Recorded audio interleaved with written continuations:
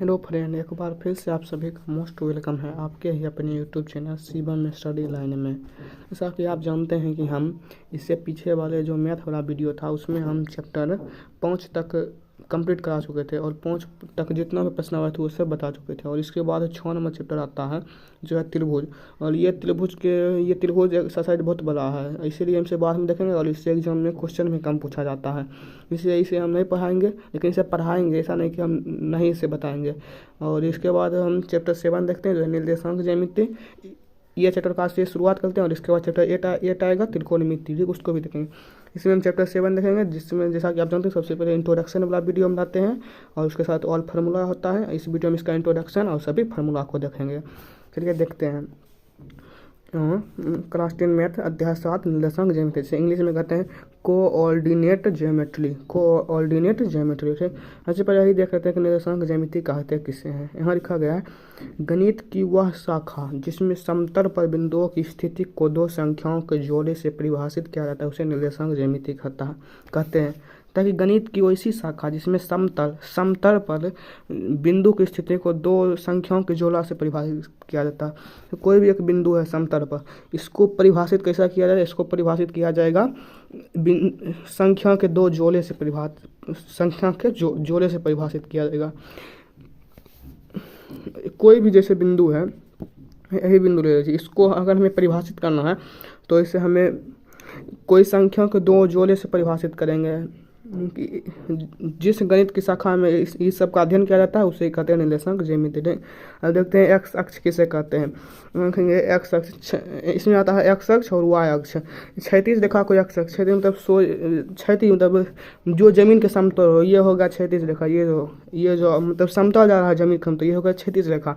और एक्स अक्ष का निर्देशांक यहाँ देख लेते हैं, निर्देशांक x0 होता है, एक्स अक्ष का निर्देशांक x0। कोई एक्स अक्ष पर बिंदु है तो उसमें सिर्फ x का मान होगा, जैसे अगर 2 0 है तो ये x पर बिंदु स्थित है, इसमें y का मान नहीं होता है। सबसे पहले यहाँ जान लीजिए कि x और y होता है। ठीक, इसे इस तरह लिखते हैं, पहले x लिखते हैं उसके बाद y। x को कहते हैं भुज, x को क्या कहते हैं भुज, और y को क्या कहते हैं कोटि। x को भुज और y को कोटि कहते हैं। ठीक, समझ गए। ठीक, और अब यहाँ देखते हैं वाई अक्ष। खड़ी रेखा को वाई अक्ष कहते हैं। जैसे ये होगा खड़ी रेखा, इसे कहेंगे वाई अक्ष। और खड़ी रेखा और जब जो क्षैतिज रेखा ये दोनों मिलते हैं तो ये चतुर्थांश कहलाती है। यहाँ सबसे पहले वाई अक्ष का निर्देशांक देखते हैं। वाई अक्ष में 0 वाई होगा, इसमें एक्स का मान नहीं होगा। एक्स अक्ष में वाई का मान नहीं होगा और वाई अक्ष में एक्स का मान नहीं होगा। ठीक, ये निर्देशांक को, ये ऑब्जेक्टिव के लिए इंपॉर्टेंट है। अब यहाँ है y अक्ष से किसी बिंदु की दूरी x निर्देशांक या भुज कहलाती है। y अक्ष से कोई भी बिंदु की दूरी, ये देख लीजिए, यहाँ 0 ले लेते हैं, 1 2 3, इसी तरह से समान दूरी पर रहेगा, ये 1 ये 2 ये 3। ठीक, ये भी इधर रहेगा। हम कहता है y अक्ष से किसी बिंदु की दूरी, अगर ये y अक्ष है, इससे किसी बिंदु की दूरी निकालना है तो ये x निर्देशांक है। समझिए यहाँ पर 2 और 3 दिया गया है, 2 और 3। अगर हमें y अक्ष से किसी बिंदु की दूरी निकालना है तो वो x निर्देशांक, मतलब इसका y अक्ष से दूरी क्या होगा, इसका y अक्ष से दूरी होगा 2। इसका y अक्ष से दूरी क्या होगा पूछेगा, 2 3 की y अक्ष से दूरी 2। ठीक, यहाँ सीधा याद रखें कि y अक्ष से किसी बिंदु की दूरी x निर्देशांक या भुज कहलाती है और x अक्ष से किसी बिंदु की दूरी y निर्देशांक या कोटि कहलाती है। एक y अक्ष से दूरी x निर्देशांक और x अक्ष से दूरी y निर्देशांक कहलाती है। अब अगला है मूल बिंदु। वह बिंदु जहाँ x अक्ष और y अक्ष प्रतिच्छेद करती है, ये x अक्ष और y अक्ष प्रतिच्छेद किया, ये हो गया मूल बिंदु। ठीक, यहाँ पर। और इसका निर्देशांक क्या होता है, मूल बिंदु का निर्देशांक 0 0, याद कर लीजिए, ऑब्जेक्टिव के लिए है। लिखा है मूल बिंदु का निर्देशांक 0 0। अब देख लेते हैं चतुर्थांश। x अक्ष तथा y अक्ष समतल को 4 अनंत क्षेत्रों में विभाजित करते हैं, चतुर्थांश कहते हैं। ताकि x अक्ष और y अक्ष समतल को 4 भाग में विभाजित करती है, 4 अनंत भाग में। यहाँ देखिए अनंत, एक ये हो गया, दूसरा ये और तीसरा ये और चौथा ये 4 अनंत भाग है और जिन्हें चतुर्थांश कहते हैं। अब इसमें इसे कहते हैं पहला चतुर्थांश, इसे दूसरा चतुर्थांश, इसे तीसरा चतुर्थांश और इसे चौथा चतुर्थांश कहते हैं। ये 4 चतुर्थांश होगा। ठीक, यहाँ लिखा चतुर्थांश 4 प्रकार के होते हैं। यहाँ प्रथम चतुर्थांश, द्वितीय चतुर्थांश, तृतीय चतुर्थांश और चतुर्थ चतुर्थांश। प्रथम चतुर्थांश ग्राफ का ऊपरी दायां कोना, ग्राफ का ऊपरी दायां कोना, ये हो गया प्रथम चतुर्थांश। ये ग्राफ का ऊपरी दायां कोना, ग्राफ का ऊपरी बायां कोना हो गया कौन, दूसरा चतुर्थांश। ऊपरी बायां होगा ये, बायां ये, तभी सा दूसरा होगा। अब इसी तरह तीसरा हो जाएगा ग्राफ का निचला बायां कोना, ये होगा तीसरा।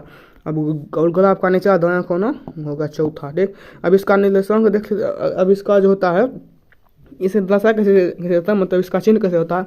यहाँ पर इसे निकालने के लिए क्या करेंगे, इसमें सभी याद करते हैं, लेकिन आपको याद करने की जरूरत नहीं।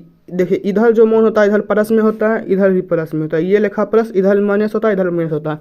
इसका मतलब जो पहला वाला है ये प्लस प्लस के बीच में स्थित है, इसका मतलब ये हो गया प्लस प्लस, और ये जो है ये प्लस माइनस के बीच में स्थित है, लेकिन इसे इस तरह नहीं लिखे। हम क्या करते थे कि सबसे पहले एक्स वाले को लिख लो, यहाँ पर एक्स का मान माइनस है और वाई का मान प्लस, यानी माइनस प्लस हो गया, ये दूसरा चतुर्थांश।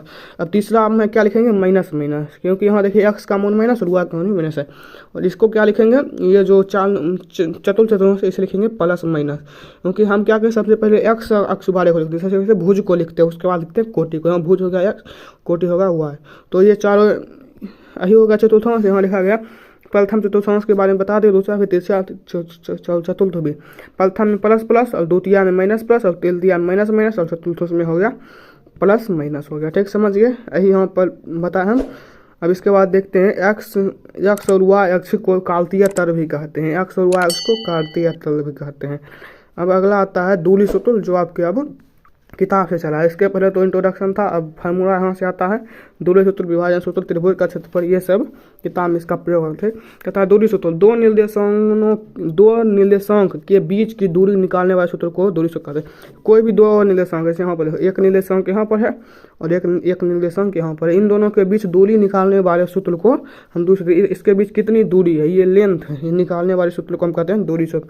इसका फार्मूला आप याद कर लीजिएगा, नहीं याद भी करेंगे तो भी चलेगा। जब इसके आधार पर हम 7 प्रश्नावली बताएंगे और हम एक ऐसा ट्रिक बताएंगे कि आपको फार्मूला याद ही नहीं करना पड़ेगा। जैसे आप याद करना चाहेंगे तो कर लीजिए, √x2 - x1 का whole square plus y2 - y1 का होल स्क्वायर। अब यहाँ x1 x2 y2 या क्या है इसको देखते हैं। कोई भी मान लीजिए दो यहाँ पर दिया गया, 2 3 और 4 6 दिया गया, इसका हमें बीच की दूरी निकालना। अब इसमें x1 y1 ये सब कौन हो, ये हम देख लेते हैं।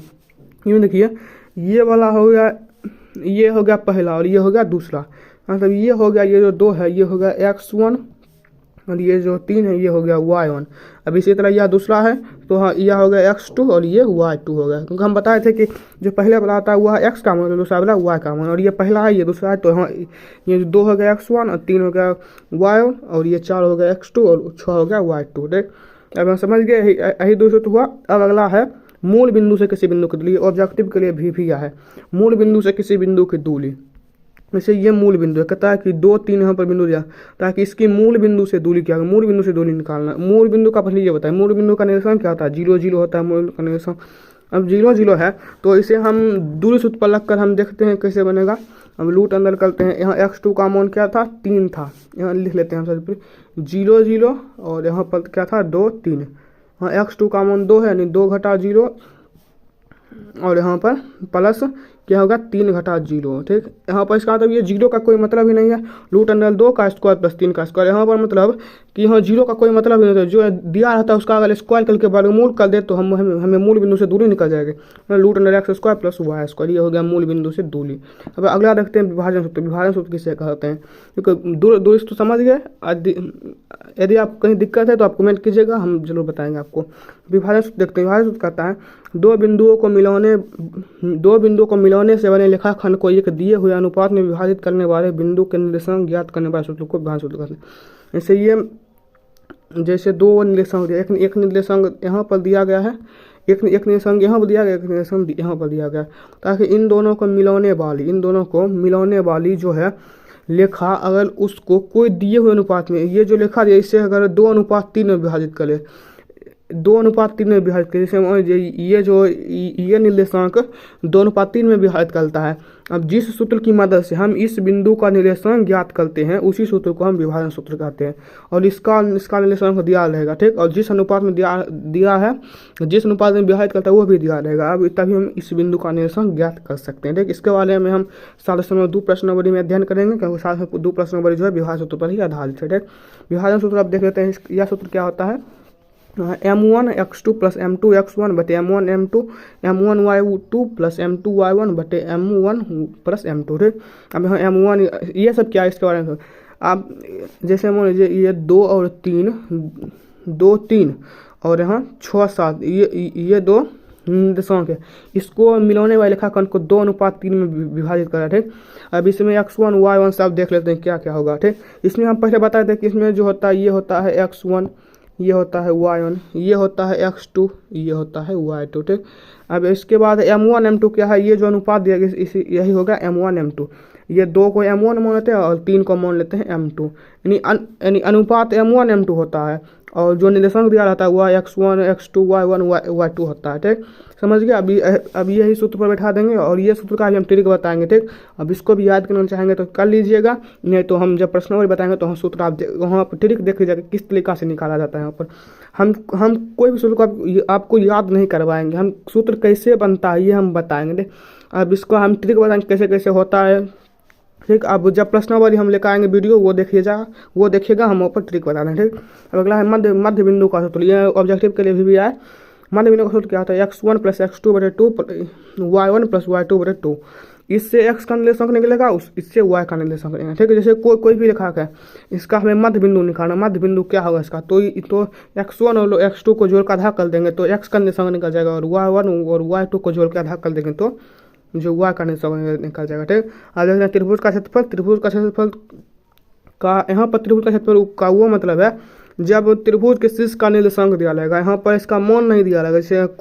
जैसे जो पीछे हम त्रिभुज जो वीडियो बताए थे उसमें फार्मूला बताए थे वो फार्मूला यहाँ पर कम नहीं करेगा। ये यहाँ पर निर्देशांक दिया जाएगा, इसका कोई निर्देशांक दिया जाएगा, इसका निर्देशांक, इसका निर्देशांक, ये तीनों जो यहाँ पर शीर्ष है उसका निर्देशांक दिया जाएगा और कहेगा इसका त्रिभुज का क्षेत्रफल ज्ञात कीजिए। अब इसका सूत्र यहाँ पर है, ये देख लीजिए, ये है 23-31 बार है, इसका ट्रिक होता है 23-31 बार है। आप इस तरीके से याद कर सकते हैं, 1/2 × x1 × y2 - y3 + x2 × y3 - y1 + x3 × y1 - y2। ये हो गया त्रिभुज का क्षेत्रफल। अब अगला यहाँ पर है कि समलेखी बड़ा निर्देशांक समलेखी होगा यदि बड़ी दूरी का योग शेष दो निर्देशांक के दूरी के योग के बराबर होगा। कहता है कोई फॉर्मूला में दिया जाता है, एग्जाम पूछता है तीन निर्देशांक दे देगा, आप कहता है कि वह समलेखी है कि नहीं समलेखी, या जांच कीजिए। कैसे करेंगे जांच, यदि जो बड़ी दूरी है उसका योग, बड़ी दूरी का योग शेष दो निर्देशांक के दूरी के योग के बराबर। तो बड़ी दूरी जो होगा, जैसे हम देखिए ये होगा, यहाँ पर 3 रेखा है, 3 निर्देशांक 1 2 और 3 यहाँ पर है, ताकि जो बड़ी दूरी है, जो यहाँ से यहाँ दूरी है, अगर इसका जो मान होगा अगर इन दोनों के योग के बराबर हो जाएगा तो ये तीनों रेखा समलेखी हो जाएगा। ठीक, इसके बारे में विस्तार से हम प्रश्नावली में बताएंगे। इसमें इतना ही रहने देते हैं क्योंकि ये इंट्रोडक्शन वाला वीडियो था, इसमें ज़्यादा नहीं होगा। ठीक, अब यहाँ पर हम जो भी इंट्रोडक्शन था सभी बता दिए और साथ में जो फार्मूला था वो भी बता दिए, और हमें आशा है कि आपको सभी समझ में आ गया होगा जो हम बताए हैं। और यदि आपने इससे पहले वाले सभी वीडियो को नहीं देखा है तो प्लेलिस्ट में जाकर देख सकते हैं, और मिलते हैं आपसे अगले वीडियो में। तब तक धन्यवाद।